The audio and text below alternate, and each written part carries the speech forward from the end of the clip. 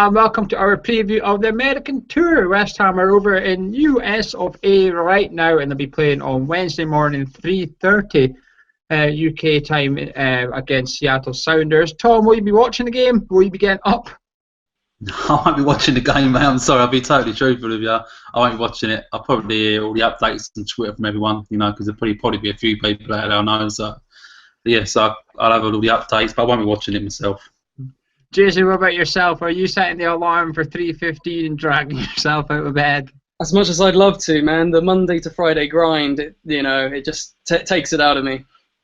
My alarm will be on for about 3:20, but chances are I'm going to turn it off and just go back to sleep. My intention is to wake up and watch it, though. But if we don't, pop onto our forum at hammerchat.com. Got a few American members on there, so they'll be watching and hopefully giving their match report, if you like, on the forum. So we should have a detailed analysis on there, and I'm sure there'll be lots of highlights coming up on West Ham TV on the official website. Tom, what's your thoughts on going to America for a pre-season? It's been a while. I don't remember anything off the top of my memory, apart from when we went a couple of years ago for a little tournament. Is it too far away? It's a long flight. There's a time difference. Europa League is only 3 weeks away now. Is it too close to that, or do you think it's the right thing to do?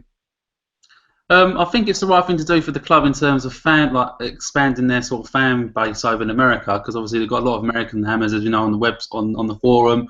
It's good for them. But me personally, I was a bit disappointed because it's, as you said, it's a long way to go. I priced it up, and going out there and things, and it was a lot of money. And but I couldn't go in the end. But there's nothing like going to see West Ham abroad. But America is just a bit too far for me personally. Jason, what's your thoughts on it? As Tom said, it's good for the American Hammers, though, isn't it? I mean, they don't really get much opportunities to see them unless they're going to be doing the long haul.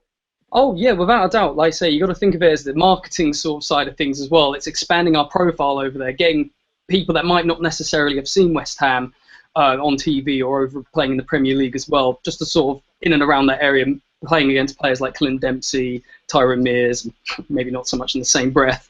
But it just gives us a whole new profile and opens opportunities on that front. Well, as I said, we play on Wednesday morning against Seattle Sounders, and we play a week later against Carolina Railhawks. And so 2 games over in America, a week apart. Let's talk about some of the players that's gone out there. I've picked out a few players. Tom, is this pre-season and season as a whole almost like last chance saloon for some players like Diego Poyet and maybe Lewis Page as well? Is it a case of you're over in America, you really need to prove yourself because you're at that age now where it's make or break for you at West Ham United? In a way, yes. I mean, not so much getting for them 2 players you mentioned. Not so much them 2 getting in the first 11, but yeah, definitely getting the 20 in the squad like for the rest of the season. Then being a squad player, yes. But for the actual starting 11, no. For me personally, for them 2 players. We've taken out, Jason, we've taken Reece Burke with us. There was a lot of talk. Well, is he going on loan or are we going to have to sell him? He's only got a year left. Is it a good thing, do you think, that we're selling Tompkins and saying to Reece Burke, this is your chance? And again, a bit like Tom just said for Page and Poyet, he's got 2 games in America to really show Bilic what he can do. Absolutely, but I'm guessing Bilic's probably seen a lot of him while he was on loan as well in Bradford. Cleaning him out in their trophy cabinet pretty much. I think it's more, let's say, showcase what he can do, gel with the team, and push on from there because he'll definitely be in line to start a couple of games if the Tompkins rumours prove true. I'll ask you at the end of the show who you're looking forward to in particular pre-season, Tom. But is Reece Burke one of those that you're really wanting to see just how far he's come on? Because we've all heard how good he's done at Bradford. Let's be honest, very few of us have actually seen how well he's done at Bradford, West Ham-wise. So are you looking forward to seeing the progress he's made while being away? Oh, yeah, absolutely. I mean, it's worked wonders in the past when we've seen Rio Ferdinand go out on loan, even James Tompkins going out on loan to Derby for that season. They get that first team football, they get in that environment, they know the score about travelling to away games, and it just totally lets them immerse themselves even more. So I think he'll come on even stronger. Tom, what's your thoughts on Burke? I mean, Tompkins going obviously is a very good thing for Burke, I feel. Even though I love Tompkins, but Burke's obviously got a chance now to cement himself maybe as the 3rd choice. third, fourth, maybe. Yeah, so Tompkins, Tompkins leaving, and obviously Burke's got a chance. But I would have liked to seen him really. I mean, it was League One, Brad, wasn't it? I would have liked to seen him go into the Championship for another season myself. I think that's the way he was going. But with Tompkins going, maybe he's got a chance, and he's got to take it, as you said, Gio. Well, Tom, one player that surprised me going over there, I didn't think he'd be there, is Pedro Obiang. I did not expect him to be on that flight, actually. I thought he'd be back here looking for a move away. Are you surprised he's there? Are you happy he's there? What's your thoughts on Obiang, Tom? Both, mate. I'm surprised and I'm very happy. I like Obiang. I think he's a very good player. It just goes to prove Antonio, he's an example for Obiang. He didn't get, he wasn't being played. When he got his opportunity, he took it. He took it with both hands. He grabbed it, and now Antonio, you can't see him dropping from the team. Obiang's in the same bracket. He's a fantastic player, but unfortunately, there's Noble and obviously QA ahead of him in the pecking order. So if one of them two was to drop out, get injured, he's got to take this opportunity when it comes, and I think he hopefully will and hang around. Jason, one player that's not in America is Diouf. Now, there has word come out that he's ill. He's been too unwell to travel, but he will join up when he's well enough. Do you believe that story, Jason, or do you think it's he's on the transfer market and we're trying to shift him on? It's a tough one to say. I mean, I remember he had these quote-unquote injury problems near the end of last season when he came back with a full recovery. So I don't know. Maybe he needs some time to collect his thoughts, get himself together. Maybe have some time over in France to be a bit more with his family. I don't know. I couldn't answer on that front, but I hope he comes back soon. What are you hoping, though, Jason? Are you hoping he is ill, or are you hoping he's actually getting a transfer? I'm hoping he's just feeling a bit poorly. Obviously, I wouldn't want to wish someone actually physically ill. I'm just hoping he's gonna come back and stick with West Ham and get his nut down and work hard for the team again. Tom, what's your thoughts on this? You're quite outspoken. You don't hang about with your words. Do you think this is a cover-up, Tom, or do you think he's genuinely just unwell?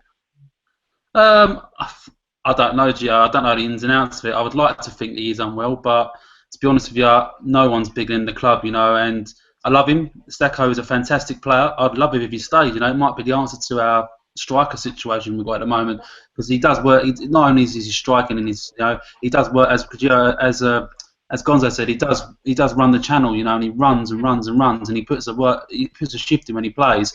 I'd love to see him next season, but hey, as you said, if he's not happy at the club, he doesn't want to be at the club, then see you later.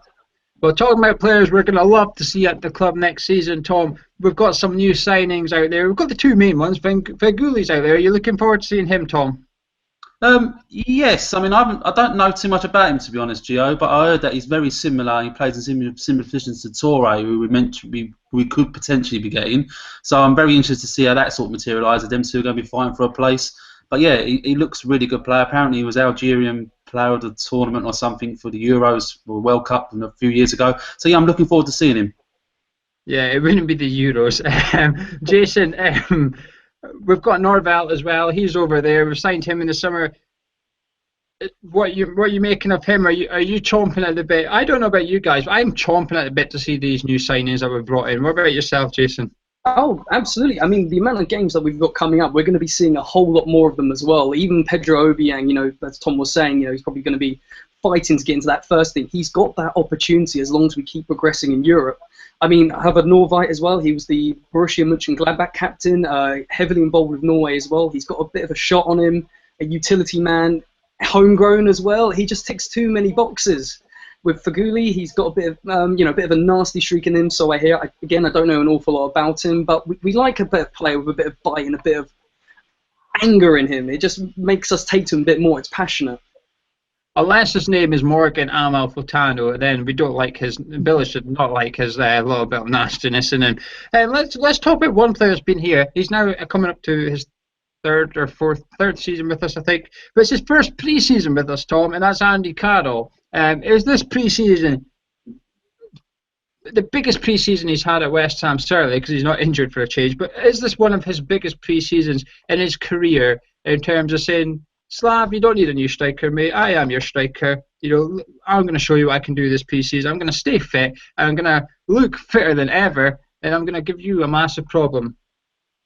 Yeah, 100%, Joe. Yeah, I mean, as you said, it's his first pre-season since he's been with us. Obviously, that's for injury. He's obviously got as if we're looking, as you said, the Sullivans are saying, looking at getting a striker. Yeah, he's got a point to prove as well. But hey, he's on big money, and I love Andy Carroll. On his day, I think he's an impact sub, though, more than an actual starter. But yeah, I would hope that Andy Carroll does give Village a headache. That's what it's about, being a good manager. Could the pre-season though, Tom? Could us having Carroll for the whole pre-season let us see a completely different Andy Carroll next season? Because usually he comes back, we're all waiting for him, and he seems to come back at a time when we're short on strikers, and he has to get thrown in the deep end very quickly. So it's going to make a huge difference having him from the word go. Bilic and his team can nurture him. They can almost like set out his training regime to fit him perfectly, so he is in tip-top condition for the first time in a long time going into the season, Tom. Yeah, definitely. I mean, hopefully he gets, as you said, he goes into the season actually match fit, raring to go. As you said, it's a rarity, and yeah, Andy Carroll, away first game of the season, if we haven't got a striker situation sorted, and yeah, if he's firing, if he scores 5-6 goals in the pre-season games, hey, that's good news for us. Well, before we move on, let's talk about pre-season games very quickly then. Jason, do results count at all in pre-season, or do you just completely ignore them? And what are you looking for in pre-season as a supporter? We all know what Bilic is looking for. He's looking for fitness. He's wanting his team to gel. He's looking for maybe a few individual performances, but players like Noble, I don't think you need to go above and beyond because we know what you can do. But what are you as a supporter looking for from West Ham in a pre-season? Well, I guess it's supposed to be expected to be entertained at the very least. I mean, just don't treat it as if it's a walk in the park. But I don't know, just to gel. Like I say, it's a training exercise as well at the end of the day. But you don't need to hit that top gear because it could all end in injury. Like Carroll just takes one dodgy knock, jumps up, lands awkwardly, and it's back to square one for him again. And just it can all change at the blink of an eye. So I wouldn't want to see them go full throttle, at least not until like the Europa qualifiers at the very least. But just as a training exercise, but also to be entertaining.